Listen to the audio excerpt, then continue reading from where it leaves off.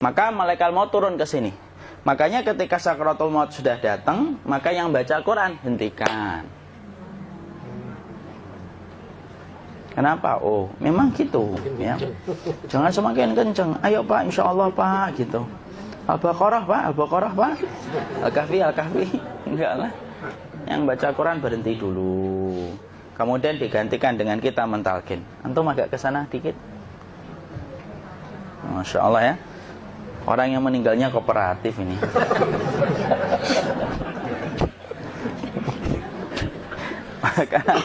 maka agak ke sini ya. Maka disunahkan kita untuk mentalkinnya. Nanti ketika mentalkin jangan terlalu sering, jangan terlalu membebani. Jangan terlalu sering itu la ilaha illallah, la ilaha illallah. Enggak gitulah. Berat nanti dia ngerasakan. Di situ Imam Qurtubi juga menyampaikan, jangan terlalu sering karena itu memberatkan dadanya. Jadi ketika mentalkin, saya sampaikan, boleh diganti atau enggak Ustadz? Enggaklah, talkin itu ibadah. Ibadah itu tauqifiyah. Tauqifiyah itu enggak usah diganti.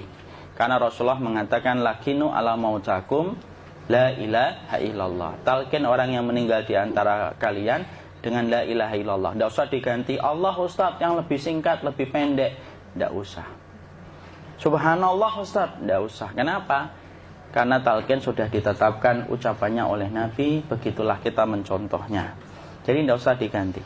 Cara mentalqin, jadi kalau keadaan sudah tenang, tolong kalau sudah sakaratul maut jangan ditinggalkan.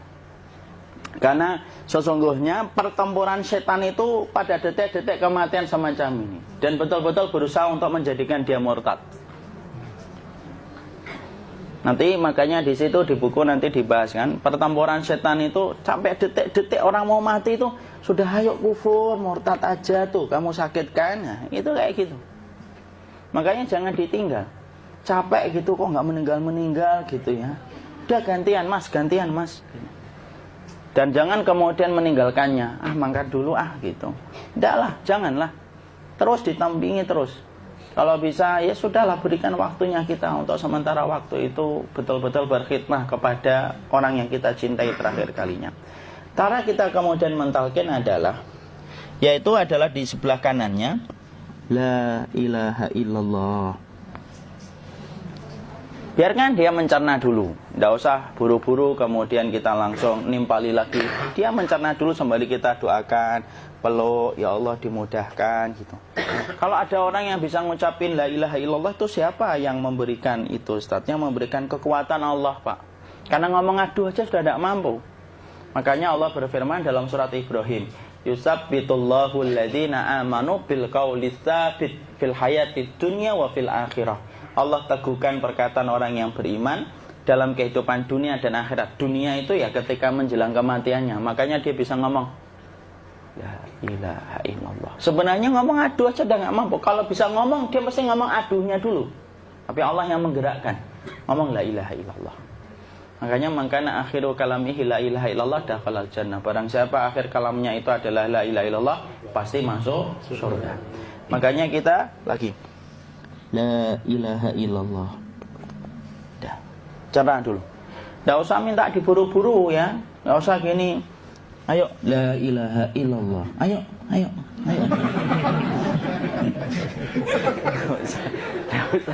Enggak usah gitu. Ya, biarkan dia pelan-pelan gitu. Ayo tapak, ya Allah capek saya Pak. Enggak usah gitu. Dia ucapkan la ilaha illallah. Kemudian dia mencerna. Lalu kalau dia sudah mengatakan, untuk mengatakan la ilaha illallah. Ya, kalau sudah mengatakan la ilaha illallah, berarti sudah. Enggak usah ditalkin lagi, enggak usah. Belum meninggal juga Ustaz? Enggak apa-apa, biarin aja. Dia di situ aja. Kecuali dia ngomong lagi dan enggak usah diajak ngomong, alhamdulillah ya Pak, ya Allah gitu. Terus dia jawab, alhamdulillah. Ya. Itu berarti ucapan terakhirnya alhamdulillah. Atau ketika habis ditalkin la ilaha illallah, dia ngelihat air. Nah, itu berarti ucapan terakhirnya air. Talkin lagi. Nggak usah marah. Aduh Pak minta air. Kuncinya. Mau minta air nanti aja dikubur gitu loh. Jangan gitu. Biarin aja. Jangan kemudian setelah la ilaha illallah. La ilaha illallah. Terus, ayo tutup, awas ya ngomong lagi ya. Nggak usah gitu juga. Maka kemudian setelah la ilaha illallah sudah, nggak usah diajak ngomong gitu. Terus kemudian nggak usah ada anaknya perempuan, ya Allah Pak, sudah bisa ngomong la ilaha illallah, usah gitu. Cukup dalam hati alhamdulillah gitu. Diam kita dengerin gitu. Disitulah nanti biasanya tadi detik dia terakhir. Dia nanti ngeliat di sini Pak, prosesnya itu. Nanti kaki langsung sebagian jempol dingin dia. Kaki, telapak kakinya langsung kalau kita geningkan dingin kayak kaki yang kena AC langsung. Kemudian dia langsung ningkup gini, dikit dia, mulai kaku dia. Atau kalau enggak, gini dia. Langsung kayak jatuh, kayak kepala nanti yang paling terakhir. Kepala itu pasti ada gerakannya Pak, ini meninggal itu. Pasti gitu. Pasti gitu. Karena apa? Sudah tidak ada beban ruh yang menahannya. Ya, cabut ya, set pelan, maka kemudian malaikat itu. Tapi tetap sakit lah, walaupun dikatakan ringan, tetap sakit. Maka kemudian sakit gitu, ngelewatin sini, jantung kemudian sudah tidak berfungsi. Kemudian ginjal Pak, ngelewatin ginjal tidak berfungsi. Bapak bayangkan kan, kalau yang pernah sakit batu ginjal Pak, sepakat nggak kalau kita batu ginjal itu sakitnya luar biasa Pak? Itu baru titik batu kecil di ginjal. Kita bisa bayangkan tiba-tiba ginjal tidak berfungsi. Sakitnya kayak apa Pak? Tiba-tiba ginjal nggak berfungsi, pankreas naik, kemudian tek jantung. Jantung ini dia masih hidup dia, di sininya masih hidup walaupun jantungnya sudah berhenti. Naik.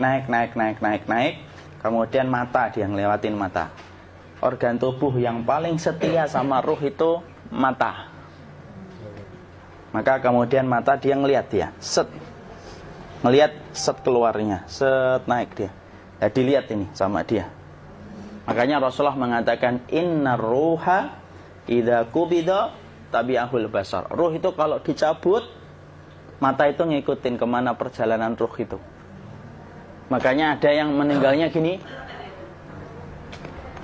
Ya itu bukan tanda su'ul khatimah. Itu tanda fitrahnya mata ngikutin ruh. Atau kemudian bukanya sedikit. Ada yang kayak senyum Pak. Ada yang kesini yang keringetan. Nah, itu tanda husnul khatimah. Ada yang senyum. Jadi sakitnya setelah selesai itu plong gitu loh. Makanya kemudian ada yang tersenyum. Maka itu tanda. Kalau kita ngelihat orang yang membuka mata kayak gini, tidak usah takut. Cepat-cepat kemudian kita nanti tutup. Biasanya kalau terlalu lama, itulah yang menjadikan ini tidak bisa ditutup. Makanya harus pakai kapas akhirnya. Karena apa? Karena pas meninggal nggak langsung ditutup. Biasanya karena perawat takut, dokternya juga nggak tahu itu, dibiarin itu. Makanya ada beberapa mata yang ditutup pakai tensoplas kan? Sebenarnya kalau langsung bisa nutup dia, fitrahnya nutup mata itu. Jadi kemudian kita baca Allahumma firlahu warhamhu wa'afihi wa'fuanhu atau bismillah wassalatu wassalamu ala rasulillah, tutup. Bismillah. Tidak usah takut. Kecuali buka lagi ya, ini baru kita kabur bareng. Kalau buka lagi Pak, Insya Allah Pak, ya Allah ya kita kabur bareng-bareng Pak. Diusap Pak, diusap gini. Enggak disenggol gini enggak. Begini kan, sudah meninggal dunia. Tangan boleh begini, boleh diluruskan, enggak ada ketentuannya.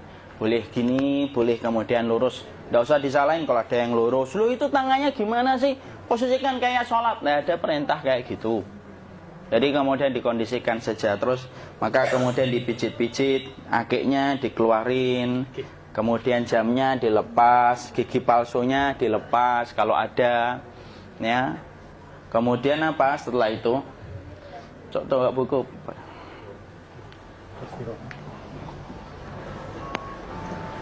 Kemudian kalau bisa awal-awal, kemudian taruh buku atau sesuatu yang agak berat di perutnya ketika baru meninggal dunia. Kenapa kemudian ditaruh kayak gini? Bukan apa-apa, supaya membantu sisa-sisa pencernaan dia untuk keluar. Nanti Pak, biasanya kalau kita taruh agak yang berat gini, atau kemudian kita gini-gini kan, ini udah makan belum Maki? Udah makan belum makan kok udah gede ya? Maka pencet-pencet kayak gini biasanya nanti ketika dimandikan, nah pas dimandikan diginikan saja. Aduh. Nah ini dia sudah keluar di belakang, dia gini. Terus nanti keluar dia. Nah ini keluar langsung di belakangnya. Dan memperlakukan orang kalau sudah meninggal dunia itu yang lembut gitu. Kenapa? Inna kasra admil mayyiti kakasri admil hayyi. Mematahkan tulangnya ketika orang sudah meninggal dunia itu lebih dia rasakan sakit ketika mati daripada ketika masih hidup. Tuh Islam itu sampai sama orang mukmin itu kalau sudah meninggal aja sampai selembut itu. Kok hidup kasar itu kebangetan dia jadi orang itu. Mau sampai orang mati itu kemudian disuruh yang lembut, kalau ada aib disuruh nutup, tidak boleh diceritain. Misalkan di belakangnya beliau ini ada tompel, gagah-gagah tompelnya gede gitu, tidak boleh cerita. Masya Allah loh, sampai segitunya sunnah itu ngajarin kita untuk nutup aib. Kalau ada orang belajar sunnah sukanya buka aib, nyari-nyari kesalahan orang, sunnah yang mana dia pelajari itu, saya bingung. Makanya kemudian gini, setelah selesai maka kemudian tutup dengan kain. Maaf ya, ya. Ya. Nanti kalau nggak kuat napas ngomong ya. Maka ditutup kayak gini, ditempatkan kemudian jangan di tanah tapi di atas dipan. Karena apa? Syekh Abu Malik Kamal Said Salim dalam Sahih Fikih Sunnah menyampaikan supaya tidak cepat busuk. Dia taruh di atas. Kemudian ditutup pakai kain apa saja, ya, sembari nanti kita mempersiapkan tempat mandinya, tempat kafannya dan yang lain sebagainya. Maka kemudian kalau ada yang datang boleh dibuka. Kemudian kita mencium ininya apa? Kemudian keningnya. Kemudian kita berdoa, nutup lagi kayak Rasulullah ditutup. Kemudian yang datang terakhir itu salah satunya Abu Bakar. Dibuka kemudian beliau, ya Allah ya Rasulullah, engkau adalah orang yang percaya hidup dan matimu, dan tidak mungkin Allah itu mematikan engkau 2 kali ya Rasulullah. Maka kemudian ditutup kembali. Saat itu para sahabat dalam keadaan mendung semuanya. Maka disitulah kita lakukan kayak gini, ditutup gini Ustaz ya. Kasihan tidak bisa nafas, insya Allah tidak butuh nafas lagi. Jadi kemudian kita semacam ini kita persiapkan apa yang bisa kita lakukan. Nah itulah proses kematian dari sakit sakaratul maut sampai kematian.